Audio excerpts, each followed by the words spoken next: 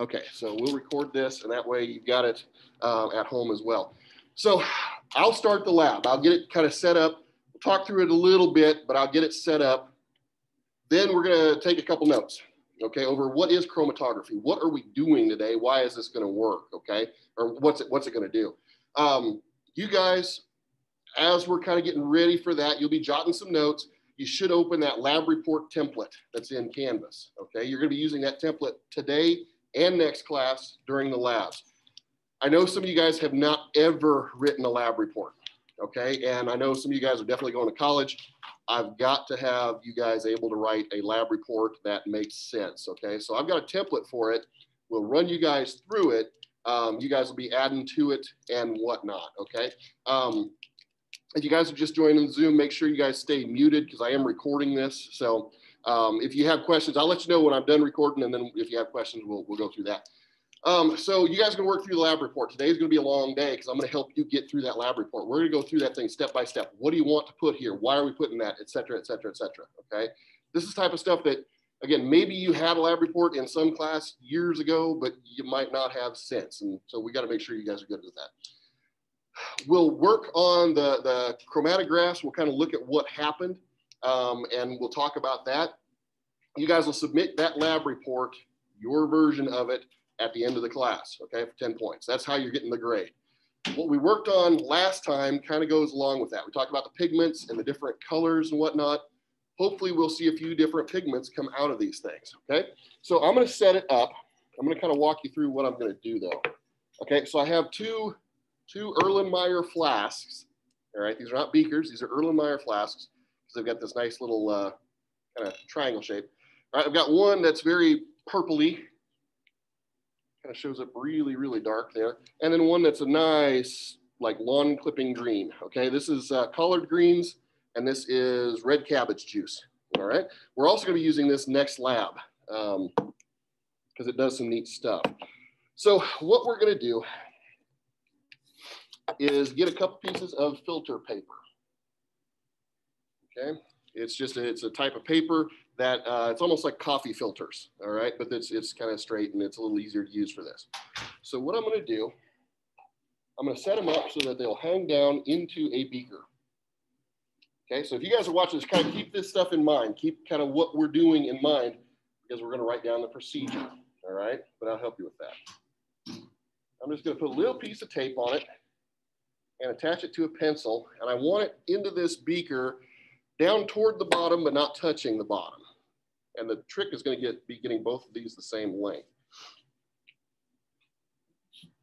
So I'm going to try to do this with both of them at the same time. Okay. So it'll just kind of hang down like so. All right. That's hanging pretty far from the bottom, but it's all right. That's the way it'll go. Not a huge deal. I'll get the other one set up. And I'll get it started because we wanted to let this run for 45 minutes to an hour. That's why I'm having this. I'm starting with this, and then we'll kind of walk through what we're actually doing, what we're trying to learn here, what we're trying to observe. Close enough. In a normal year, I'd have you guys do this. This is not a difficult thing to do. It's pretty fun. It may be something that you've even done before. You know, because sometimes they'll do this type of stuff in like a third grade class or something, but they won't really tell you what's going on. It's just, ooh, that does neat stuff, and good enough. Now, you don't want the paper strips touching, okay? If I do this right, I look like SpongeBob, okay? We will put this down in here and just make sure they're kind of both hanging about right, not touching the sides, etc. All right? Not straight, but close enough. All right. So then what I'm going to do, I'm going to take a drop of the green and I'm just going to put it right about here. All right. I don't want a whole bunch of it. I just want a little bit. And then I'll do the same for the purple. Don't need a whole lot. I'm using one of our breakfast and lunch straws to just kind of pipette some of this up. And this smells like lawn clippings, like strong.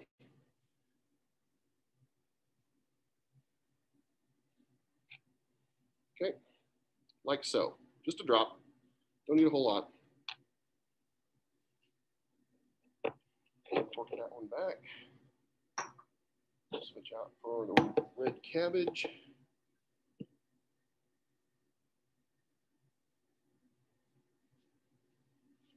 Do the same thing. Boom, okay? And they're a little runny, it doesn't matter. Then what I'm gonna do is I'm gonna set them in here. I'm gonna add some alcohol. It's just rubbing alcohol, all right? I'm gonna add that to where it just touches the bottom. But I don't want it like all over the stuff, okay? So I gotta be kind of careful when I do it. So I'm gonna move these over just a hair. I want it to where it just touches the bottom of that filter paper.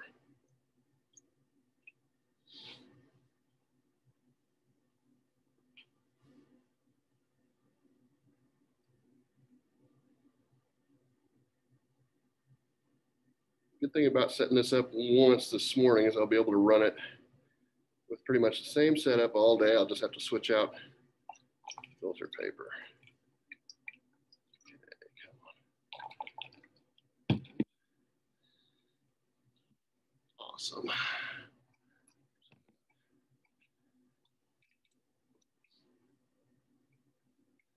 Give it just a little more. The purple one isn't quite touching. There we go. And then it rolls and it's not. May have been more conducive to do this with 2 different beakers, but it's all right. We're learning, so I might change that for next period. So here's what it kind of looks like. It's not very easy to see on the Zoom. I'm just going to set this to the side, and we're going to let that run. Okay? And by run, I mean it's just going to do its thing. It is now, what time is it? 7:52. So I'm going to set an alarm. Let's see here. About what, 8:30? Won't be quite 45 minutes, right?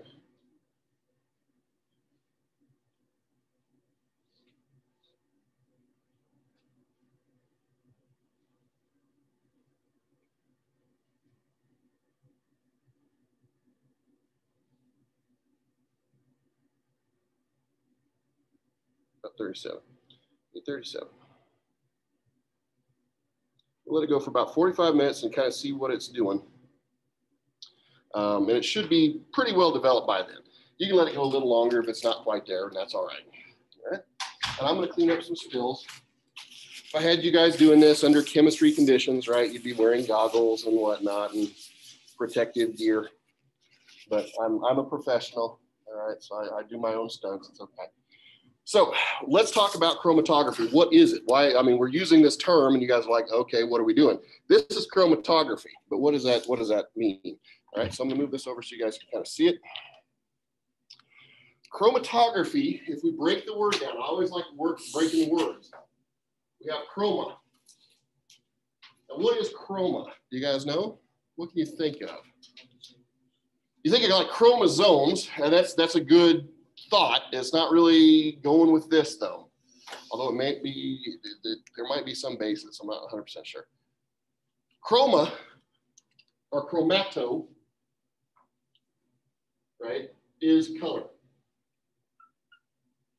Chroma or chromato is color.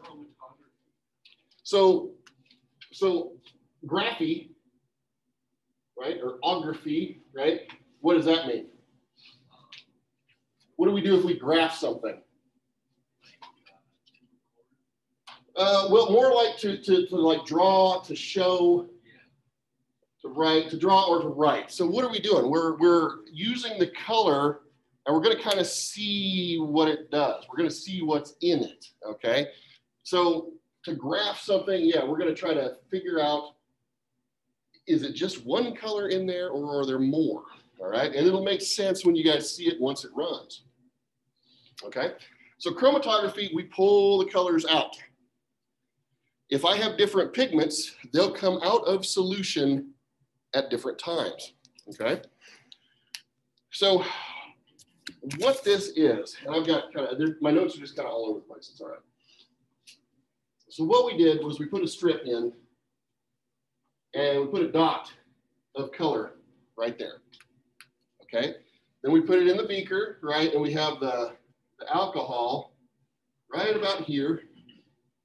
And what it's gonna do is it's gonna get sucked up into the paper, okay? This is called capillary action. Keep this in mind for when we study actual vascular plants. It's coming up. They use capillary action, okay? What capillary action means is we've got all the little spaces in the paper, right? It's not a solid thing. There's little spaces in it. It's porous. What this does is, because these little pores and stuff, it will kind of suck the water into, or the alcohol up into it, all right? Have you guys ever been at like McDonald's or something and you kind of looked at your straw and maybe your soda level in your cup is about here, but in your straw, it's actually up about here? You ever seen it where it kind of does that? Okay. That's not actually the distortion, that's capillary action. It actually has pulled, because this is a thin tube, it's actually pulled the water up to where it fights gravity. It just has that tendency to pull, which is good for trees. That's how they move things up to their leaves and whatnot, okay? They're not pumping anything.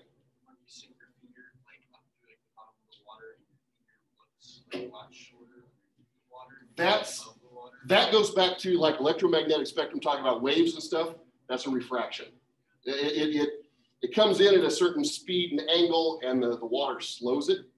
So therefore it looks either bent or foreshortened, or yeah, little different principle. But yeah, capillary action is this. So if I am a tree and I've got a whole bunch of these and they're very small, it pulls it up. Why does capillary action work? Well, water is really neat. Water does some weird things. We are very, very lucky, or, you know, whatever, to have water on this planet. Water has what's called adhesion, and it also has cohesion. Cohesion is to stick to itself.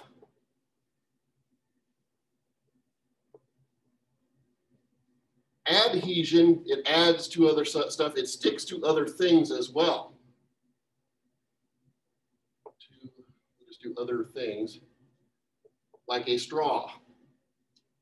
It likes to stick to things. You guys have probably seen that when once you've emptied your cup, you've still got liquid attached to the cup a lot of times. Sometimes, you still have it in your straw after you sucked all of the stuff out of there's still little droplets of it. It likes to stick to itself. That's why we have surface tension in water, okay? That's why if you hit water at the wrong angle or wrong speed, it hurts, because there's surface tension. That water wants to stick together, the molecules, and you have to actually break that and overcome that. So it sticks to itself. So once it starts pulling up, all these little water droplets, they like to stay together, okay? They also like to stick to other things. So this paper, with its little tiny spaces in it, it sticks to the side of the paper, and it sticks to itself, and it pulls itself up. So as this runs, and actually you can probably see it already. If you're close, it's kind of hard to see. Let me find something. Can you guys see where the liquid has already moved to? It's already up above the spots, right? Okay, and that's going to take a little time. I'm holding this behind it so you can kind of see it, but which one is definitely moving? I cannot tell. Yeah, and you're kind of at a bad angle, sorry.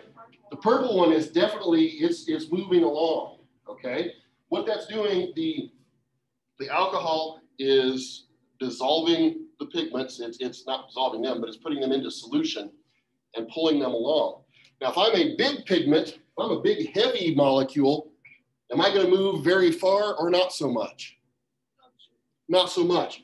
Bigger molecules, if I'm a bigger pigment, I don't go very far. I'm too heavy to continue to pull. But if I'm a little pigment, I'm going to get pulled way up, okay? Will I get pulled as far as the actual alcohol? Well, maybe, maybe not, Okay, it depends on, you know, how strong the capillary action is. Okay, this difference in distance. Well, first off, this is your solvent front. And the solvent is just, in this case, the alcohol. Solvent front, this is how far it got in a certain amount of time. And I'm gonna watch these. We set the clock, we'll see. I mean, if they get closer to the top, we'll stop it earlier, okay? I don't want it soaking the entire strip. Your solvent front is where the solvent gets to in the amount of time, all right? We also have what's called an RF value. We aren't necessarily gonna use it. If you guys are doing chromatography in college, you'll use it because it is very indicative of things. What this is the ratio. I always do ration. I don't know why I always write ratio as ration, but I always do. Ratio of the distance moved by the pigment, in this case, to the distance moved by, well, essentially move the distance, let's just do it like this, to the distance to the solvent front. Okay, so is this big guy, we're gonna make them different colors, might make it a little easier. Is this big particle, this big orange particle, going to have the same RF value as this little particle? No, right? It only went this far compared to this far, right? Whereas this one went that whole distance compared to that, okay? Bigger RF factor here, so it's a bigger ratio, okay? Sometimes it'll be a 1-to-1, but not always, and don't necessarily worry about that, okay? So as we're doing this, what we should see is if we have different pigments in these samples, we should have some things start to kind of settle out, all right? Maybe there's this pigment that's maybe not quite as big, and maybe a littler one, maybe still a pretty small one, right?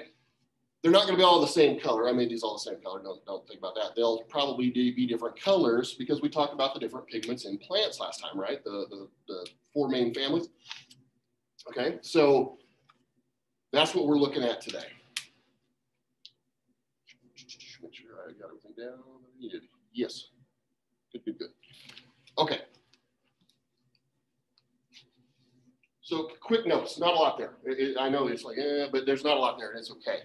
So now let's go ahead and look at that lab report once you get this down. I'm not trying to rush it. But once you're done with that, go ahead and open up that lab report template. Okay, should be in Canvas on today's date.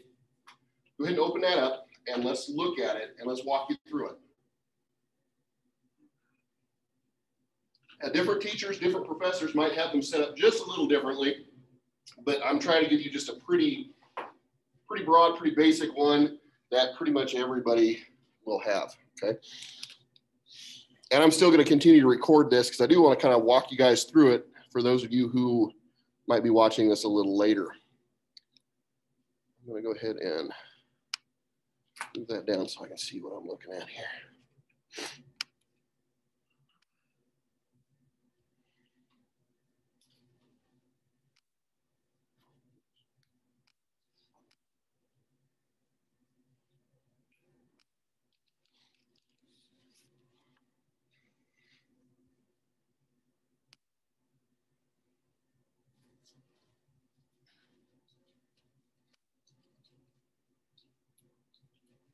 Okay, can everybody get into that lab report template? You guys all have it? Okay, so make sure you save it down in your botany folder if you have one. If you don't have one, make one. If you don't know how to make one, let me know and I'll help you. When you save it, you can go ahead and get rid of the blue up there that says lab report template, all right? Don't submit it with that on it, okay? I don't want it that way. I wanna make sure you guys kind of see what we're doing and get it, you know, kind of narrowed down. So you can get rid of the blue at the top. And let me go back to Zoom real quick. I'm going to share my screen so y'all can see what I'm talking about. Okay, so you can get rid of this lab report template. Not a big deal. Then whose name do I want there on the top right? Yours, right? So go ahead and put your name. You can go ahead and fix it. What is today's date? Go ahead and fix that. You can get rid of the class and just leave botany there. But normally, you know, it's biochemistry 203 or, you know, organic chemistry 101 or whatever, okay? So every time that you use this template, go ahead and just change it. Actually, you might just want to save it down with those changes already made and then just use that. Just you know, copy, paste, and delete and do what you need to do. So it doesn't necessarily I don't necessarily care. As long as it's on there somewhere toward the top. I want to be able to see who submitted what, okay? Lab title should also be toward the top. What if I use a made-up? Well, then I can't really grade. I'll give the grade to whoever the made-up name is, right? If I've got to do detective work to figure out who's turned something in, I don't. Believe me, it's just, yeah, no. Don't worry about it. All right, so the lab title. It should describe what the lab's about somewhat, okay? So what would be a good lab title for today's? Chromatography lab, plant pigment chromatography, you know, something like that, okay? When I was in college, I always liked to give, you know, a pretty descriptive, which is chromatography lab is plenty good for today, right? I know what we're talking about. But then I'd usually try to throw something cute in there too with one of my professors, simply because I got his sense of humor, he got mine. So it'd be like, you know, I don't know, colors of the wind, or I don't know. I'd put something goofy. I'd put a real title and a goofy one underneath. And thankfully, he never like hammered me for it. So, but some of them will. So, you know, do what you need to do. All right. So purpose. And again, this is a practice run. You guys will be using this next time during the lab, and you know, kind of, I'm not going to give you as much help. I'll still help you out, but this is kind of how do we do this, okay? So why are we doing this lab, and what are we trying to observe, learn, or solve? Okay, so what are we talking about? Talked about plant pigments, okay? We talked about plant pigments. We talked about those last time, right? You guys did some research on those. You found some different colors to some of them, right? Today we're trying to find what? Well, we had one of the solutions is a deep green, one of them is a pretty deep purple, right? Is that the one definitely has chlorophyll in it because it's green.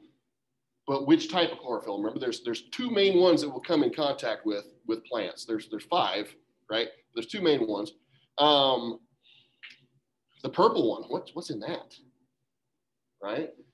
Think back to what you maybe did last time, and you're gonna have to refer back to that today to kind of go, okay, this is what we found in this, and that's all right. I'm gonna work you through it. Not a big deal. Don't worry about it. Okay, so what is the purpose? Well, you know, we're trying to see what pigments are in these 2 solutions, or we're trying to see if there are different pigments, if there's one of them that just masks everything else, or we're trying to illustrate capillary action and how it deals with, you know, pigments and solvents. Okay, there's a bunch of different things you guys can do. Don't think there's one right answer. Okay, there's several right answers as long as it makes sense. Okay, as long as your purpose is like, okay, this has something to do with this lab and what we're looking at, it's dandy. I got no problem with it. Okay, any questions on that? You guys kind of have kind of an idea. Use one of those 3 or come up with your own. Yeah. Well, there's definitely several right answers. There's not no right answer. There's multiple acceptable answers. How about that? So yeah, you can get kind of, you know, creative with what are we trying to learn, right? But that's okay. All right. So then background. This The purpose for the background section is for you to kind of review in a couple sentences, what do you know about what we're doing? Do you have any prior learning of what we're talking about? Do you? Did we talk about any of this stuff last class? Plant pigments, maybe? Okay, hint, hint, wink, wink, nudge, nudge. So you do have some prior learning, right? So what, let's see. So what you already know about the topic or have learned from a previous lab, tell me what you know and explain how it will enhance what you're studying in this particular lab. Okay, that sounds it sounds complicated. It's not. It's okay, all right? Essentially, it's like, what do you know about what we're already doing? And you might not know a lot, and that's fine, okay? Sometimes we do labs before we've actually like taught you the stuff so that it'll illustrate it and it makes it easier to teach, and that's fine, okay? But let's kind of look at how are we gonna fill this one out today? Well, we've already learned about plant pigments, right? And you can do something to where you kind of BS a little bit. It's all right, guys. That's an art form. That's a life skill to be able to BS, right? It's okay, all right? I'm saying it's actually okay. If you tell me, look, I remember from the last class, we talked about the 4 different, families of pigments. And, we learned that, there are differing shades of these pigments. It stands to reason that perhaps there are different sizes to these pigment molecules, and therefore they will come out of solution at different times during a chromatography lab. That sounded wordy, it's okay. Some of you guys are like, oh, I didn't catch any of that. All right, it's all right. You can say, hey, remember, we did the notes and we talked about the capillary action, because we did that before we actually are doing the lab, right? Doing it concurrently, that's okay. So we talked about the RF factor, the RF values, and we talked about how there are possibly different pigments in these solutions, right? Maybe one of them is just more prevalent than the others. Chromatography don't care. It's gonna find what's in there, okay? It doesn't matter if there's a whole bunch of one, it will find every bit that's in there. It's like a forensic test. It's pretty cool. And actually they do use chromatography with forensics. So that's something you're looking to get into. Chromatography is gonna be your friend. Gas chromatography, and there's some different paper chromatographies and stuff, kind of like what we're doing today. It's all good. So you can discuss a little bit about that. You can talk about how, we studied capillary action and that it pulls things up at different rates or to different distances, okay? What I don't want you doing is getting just kind of like, oh God, he's talking so much and I'm just shutting down and I'm just not doing it, all right? Put something in there along the lines of what we talked about, okay? I'm gonna grade this one really, really easy, I promise you, okay? So if you're kind of putting in some stuff that's kind of nonsense, but it's got some of the buzzwords in it, because I'm talking too fast for you to get down exactly, that's fine, okay? I'm not hammering you guys on this one. This is a practice run, okay? So as long as you guys are doing it, you're going to do fine, okay? Just stay with me and get something in there. So does everybody have a lab title at this point? Good. Does everybody have a purpose of some sort for their lab, not for their life yet necessarily? How about the background? You have something in there? And if you don't, work on it as we're working through this. It's fine, but you should have something in each one of those deals. You should also leave where it says purpose, leave purpose, and then put behind it your purpose. You don't have to put it in parentheses like I have it, but you can just put it there, okay? You go ahead and delineate each one of those, all right? So I know purpose, background, hypothesis. We're moving on to hypothesis. If-then statements are kind of elementary, okay?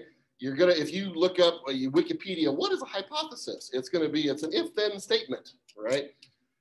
It's not a bad start, but for certain labs, it's just like, could we do an if-then statement? Sure. If there are multiple pigments in the solution, then they will settle out of solution at differing rates.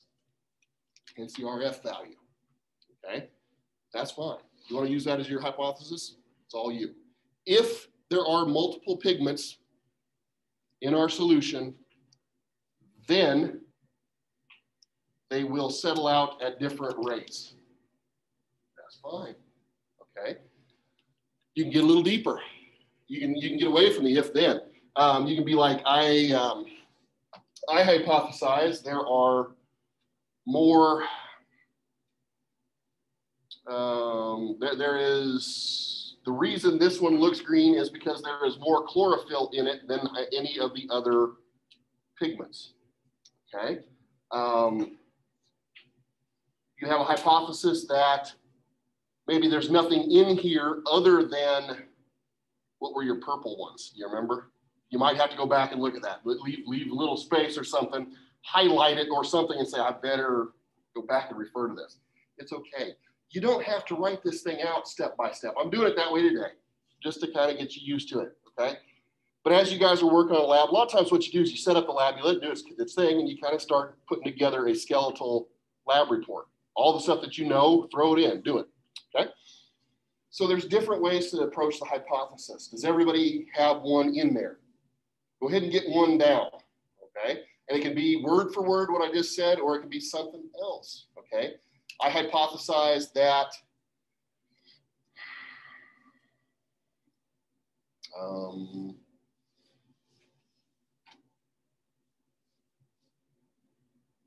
that there are some pigments that will go all the way to the RF or all the way to the solvent front because they're very light. I don't know. There's different things you can do. That's not a very good one, but there are different ways to approach it. All right, materials. You're going to list what was used. The way I want you to do it when you do it is list them vertically. Okay, don't list them boop, this, boop, that, because that's kind of difficult to deal with. You're going to list them out like kind of bullet point them, okay?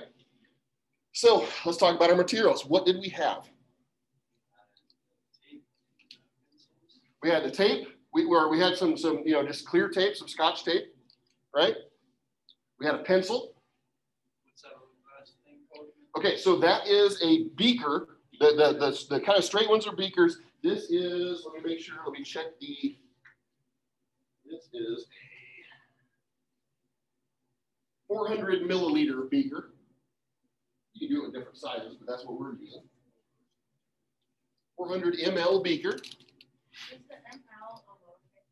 It's a little m. So, hang on, let's do it this way. So we had clear tape, we had a pencil, or anything straight. We had a 400 little m, big L beaker. Okay. We had, okay, so we've got the Erlenmeyer flasks don't really bother us. We don't really care, but we did have a solution, right? We had collard green juice.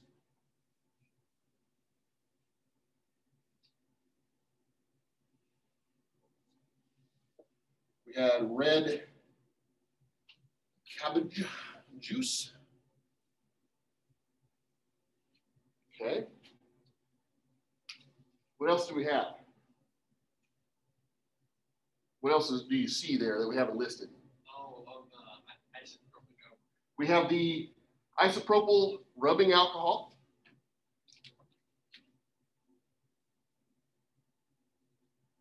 Notice what we haven't done yet. We haven't said how much of each, and that's okay. That's coming up. Isopropyl alcohol. We also had filter paper strips.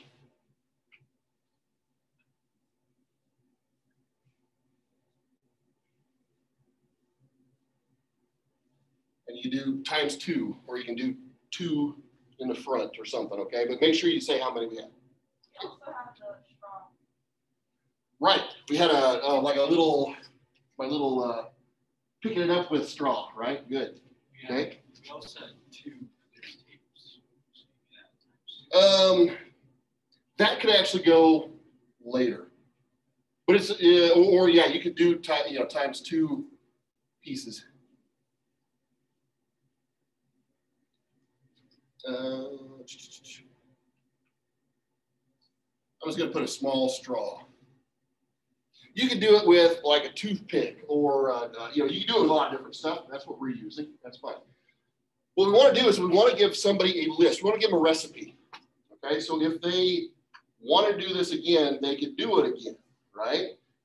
If you cook and you make the best cake that you've ever had and you didn't write down how you did it, that might not be great. That's a tragedy, right? And that's the same thing here. We want to make sure that we have it to where people can know what we're doing. Okay. And I do have what size and how much there, but there's some of that that'll kind of go next. Okay, so you guys are working on that. I'm going to get rid of this. I need the space. I'll leave that up. I'm going to move over here because we're going to do procedure. Procedure is a bear. It was my least favorite part of the whole darn thing every time I ever had to do one, okay? Usually because they gave us a printed procedure. Like, can I just staple this to my paper? No. With procedure, you want to list out what you did so that somebody can do it again. It's like a recipe again, right? Bake it for 400 degrees for 30 minutes. If you don't put that in, people are going to burn their cake, right? Or it's going to be raw. Same thing here. You got to put down what you did. Why? Because if somebody comes in and does it again and they get different results than you do, where was the error, right? Was it because you didn't put in exactly what you did? Or was it because they did something off the wall, they didn't follow your procedure? Always try to get your procedure the best you can. What you're going to do, you're going to have ordered steps. So number 1, number 2, number 3, etc. As many steps as it takes. Okay? So let's set this up. What do we do?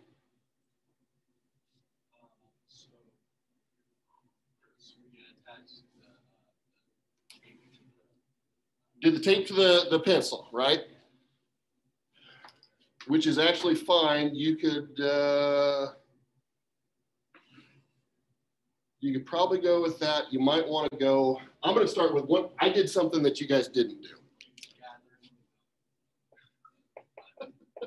Obtain. Let's see. I got about 200 mils.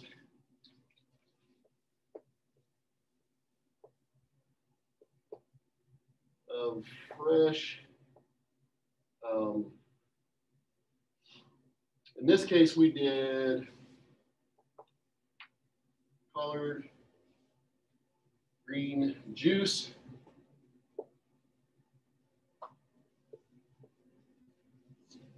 Repeat for red cabbage. Okay. We juiced it.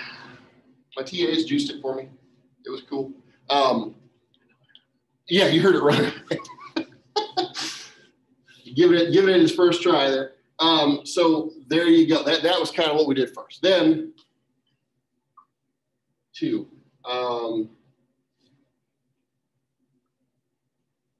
Tape 2 filter paper strips.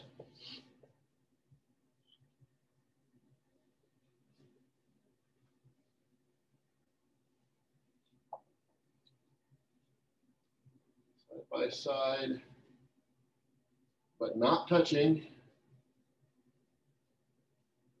each other.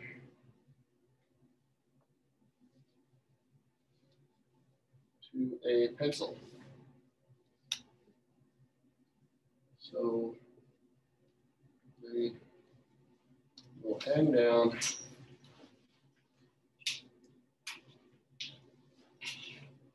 Pencil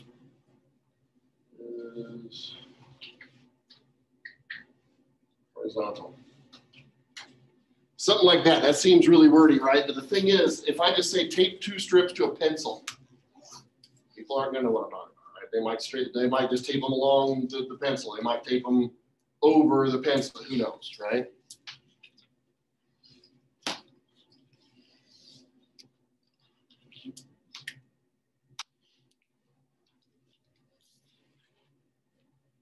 Okay. What was number 3?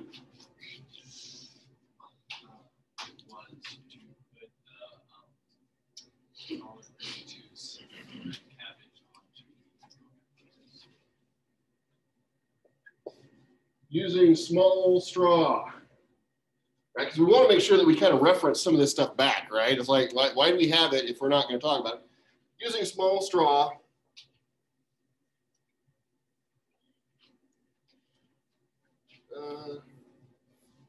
Draw up a small amount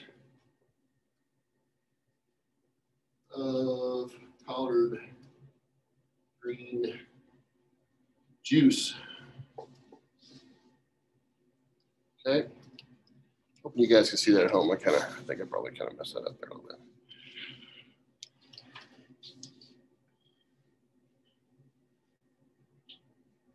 I would go ahead and make another step.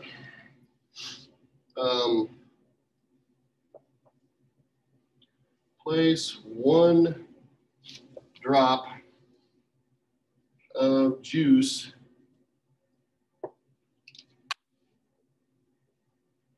½ inch from, we'll put distal. I don't know what distal is, we'll talk about it. Distal end of filter paper.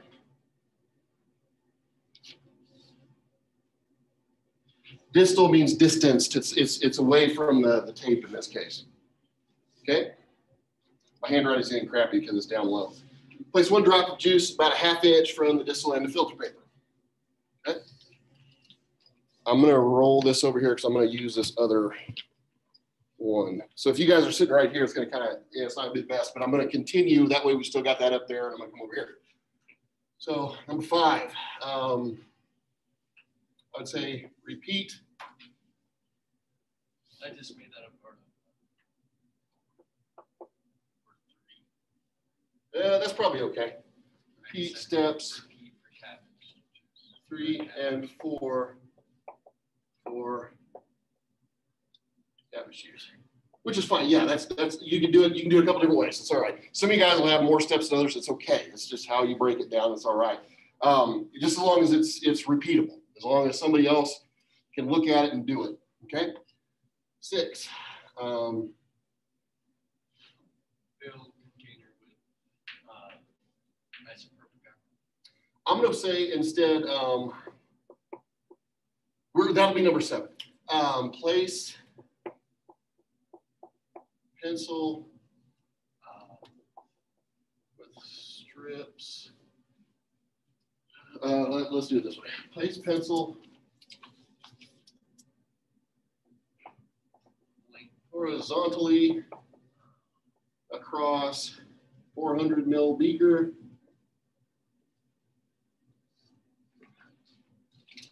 With filter paper strips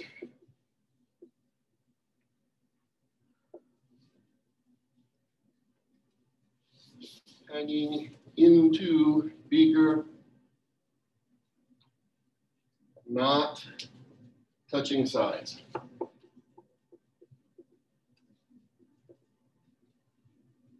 Beaker. Okay. 7. Add isopropyl alcohol to beaker.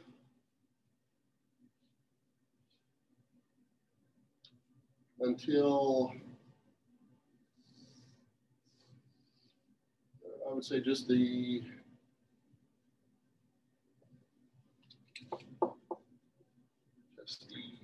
distal end of filter paper is touching like the surface of the alcohol. Can you tell why this was my least favorite part? Yeah. There's a lot of writing. It's not fun. I never did dig it, but it's okay. You got to do it. It's just part of it. Again, it's like a recipe. If your grandma didn't write down how she made that, world famous cake or her apple cobbler or something, when she passes on, you're not going to know how to do it, and that's not great, right? Can I repeat number 7? Sure. Okay, so number 7, add the isopropyl alcohol, remember we poured it in, to the beaker until just the distal end of the filter paper is touching the surface of the alcohol. You can kind of cut it down too if you need to a little bit. You doesn't have to be word for word, but it's okay. That's kind of what we're getting at. Or you could do until the bottom end of the filter paper. You could do that on both of these. If you're not sure what distal is, you can do bottom. That's fine. If you want to fix it and go, I don't like distal, that's fine. No big deal. We're almost done with the procedure, which is good. I would just say, I would put actually place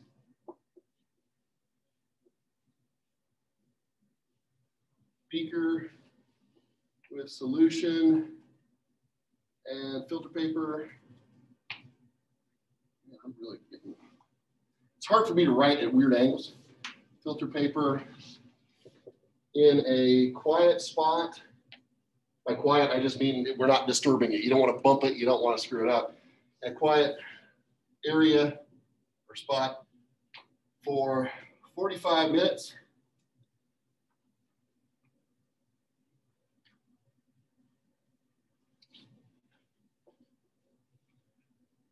Okay, so place beaker with the solution and filter paper in a quiet area for 45 minutes.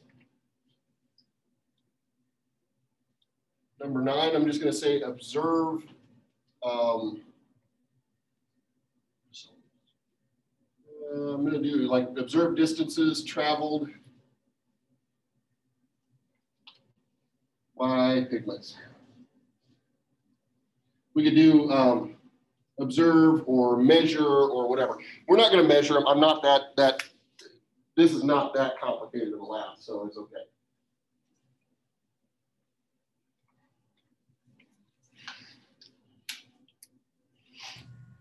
We could even do 9 instead is, remove from alcohol, allow to dry, and then 10 would be observed distances. This is good enough for today, okay? It's good enough for what we're doing today. There's a lot there, I know, I'm sorry.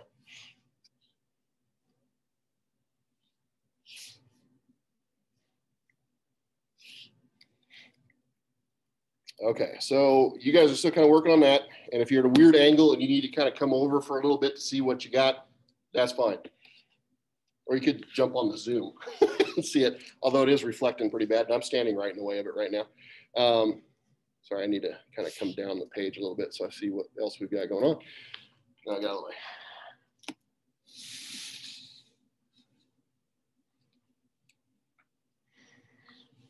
So once you get that done, then we're going to talk about our data and observations. You could sketch this normally on like a paper one, you probably would. If you had colored pencils, you could actually, if there's different things coming up, you could do that. That'd be fine, not a big deal. Next class, you are going to be doing a data table. And because each of you will be doing a part of the lab, it'll be a little more involved than today as far as what you guys will be doing.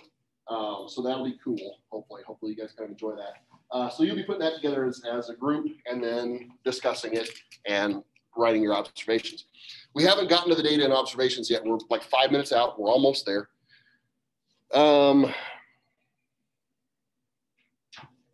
Or you could just do a couple sentences sometimes. That's okay. Describing what happened during the experiment. Things of note are anything that change color. Okay, if you're doing a chemistry lab and something changes from clear to purple, that's a big deal. Color change is a big deal. Okay, spontaneous temperature changes. If you're doing a lab and all of a sudden something heats up or explodes or anything, if there's black smoke that starts coming out of it, that's the thing. It's not going to happen today, but that's the type of thing you want in your observations as well. Okay, analysis. You'll spend a little time in analysis. We'll talk about it here in a minute once we get this done, okay? Sometimes you'll do a graph.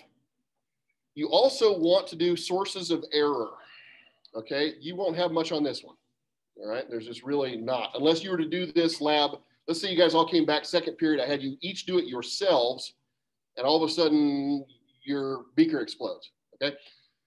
You did something wrong, right? Unless mine explodes in the next 5 minutes, then you did it right. But stuff like that, where did the error come from? Did you add too much solution? Did you add, did you drown the paper in alcohol? Did you not put enough alcohol in? Did it accidentally gas? was it accidentally something? Yeah. Did you not use isopropyl alcohol? Did you somehow pour in like distilled water or sodium hydroxide or hydrochloric acid that just ate the paper, right? But you got to figure out where the source of error came from, okay? And we'll talk about that here in a minute. And then the conclusion or discussion or summary. That's where you just kind of wrap it all up. What did you learn? What was new, okay? What did you think was going to happen and maybe didn't happen? Here's the deal. If you look there in all caps, it is absolutely fine if your hypothesis was incorrect. That's science, and that's good science, okay? We usually learn more if our hypothesis is incorrect than if we, oh yeah, I knew this was gonna happen, right? If something goes drastically awry, that opens up new questions. You say, oh, I didn't realize that happened like that. Why did it do that? That's okay. All right. We were talking about, powerlifting and stuff before we started this. And with a lot of like supplement companies, they do all this research. And somehow their research all magically matches their hypothesis. Why? Because they did the stuff, they did the experiment, and then they said, oh yeah, I knew that was going to happen. That was my hypothesis all along, okay? If it doesn't match, that's fine. Just say it doesn't match. My hypothesis was incorrect. This is what we observed instead. That's not a problem. I will never give you a crappy grade because of that, okay? That's just good science, and it's okay, all right? It's okay if your hypothesis is wrong. That's how science works. We think maybe this is how this works. Then we test it and we find out, okay, yep, it did, or nope, it didn't. Then we figure out, okay, why? How do we know? Why? How do we get it to work? Forgot I had a monomarth as my new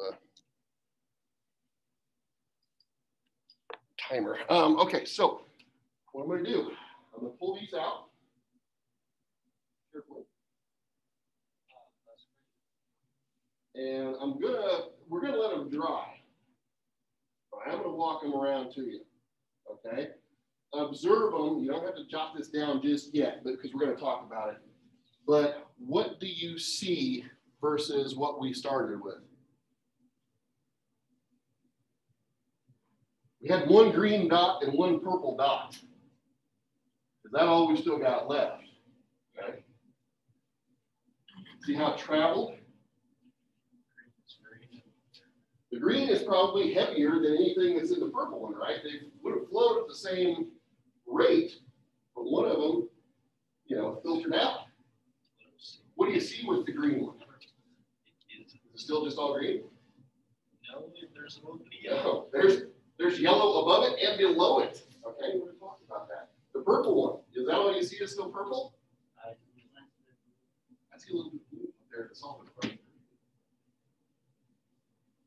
It's different than it was when we started, right? 45 minutes, that's how far it traveled. It's kind of changed. Now, it's not super magical, I know. I mean, you guys aren't like, oh, but it's pretty cool. Right? We're going to talk about it here in a minute. So I'll walk you through what did we have for like observations. So kind of get that in your head as to what you're seeing. Okay, I'm going to share it with the Zoomers.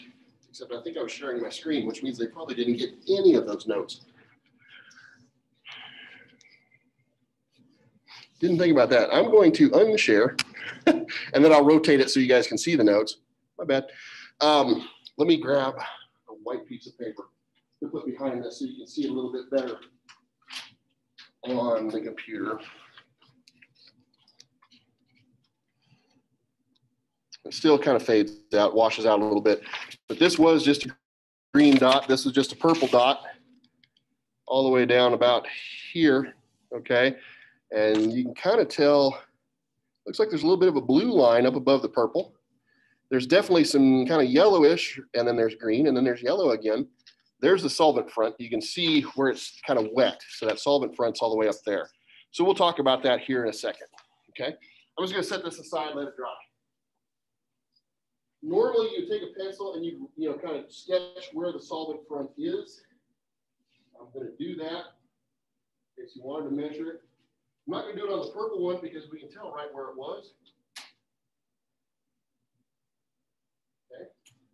So you do that so you can kind of tell where, how far did it get up the chain. Okay. So we'll let that sit. I'm going to rotate you guys back over here for a couple minutes so you can see the materials over here and the procedure here. Apologize for that. Okay.